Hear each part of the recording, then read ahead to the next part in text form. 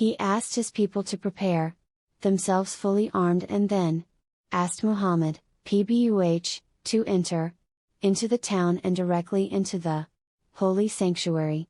The Prophet, PBUH, observed a 2-rakah prayer and left for his house guarded by the heavily armed vigilant s. It has been reported that later Abu Jahl, the archenemy of Islam, asked Mutim if his behavior suggested protection or conversion. The latter replied it was merely protection. Abu Jahl was relieved and said that he would give Muhammad protection for his sake. The Messenger of Allah, PBUH, never forgot Mutim's favor.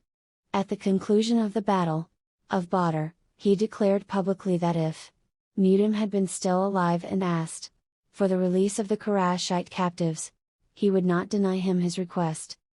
Ibn Hisham 1:419-422, Zad al-Ma'ad 246, Mukhtasar Sirat al-Rasul p.14, Rahmat al-Ilamin 171-74, Tariq-e-Islam 1:123. Islam being introduced to Arabian tribes and individuals in Dhul-Qaeda, the 10th year of prophethood, i.e. July 619. The Prophet, PBUH, returned to Makkah to resume his activities.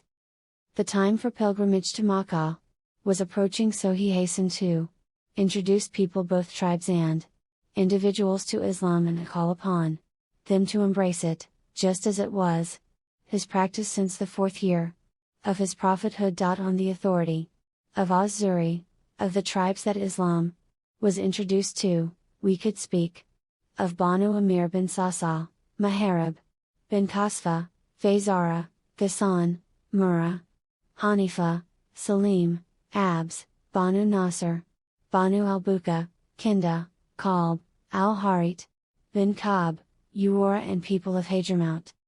Islam was not introduced to them in one single year, but rather repeatedly, from the 4th year till the last pre-migration season of pilgrimage. They, however, remained obdurate and none of them responded positively. At Tirmidhi, Mukhtasar Sirat al-Rasul p.149, Tariq-e-Islam 1:125, the following is a resume of aspects relating to the Prophet's appeals as regards the new faith he was preaching. 1. He visited a sept of Banu Kalb known as Banu Abdullah. He called them to Allah's message and entreated them to accept it for the sake of Allah, who had chosen a beautiful name for their father, but without avail.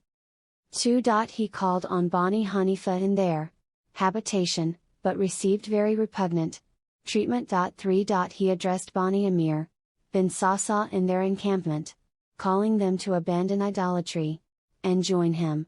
One of them, called Buwaira bin Firas, answered him back, should we give you allegiance and Allah give you power over your opponents, will you give us right to inheritance and succeed you in power?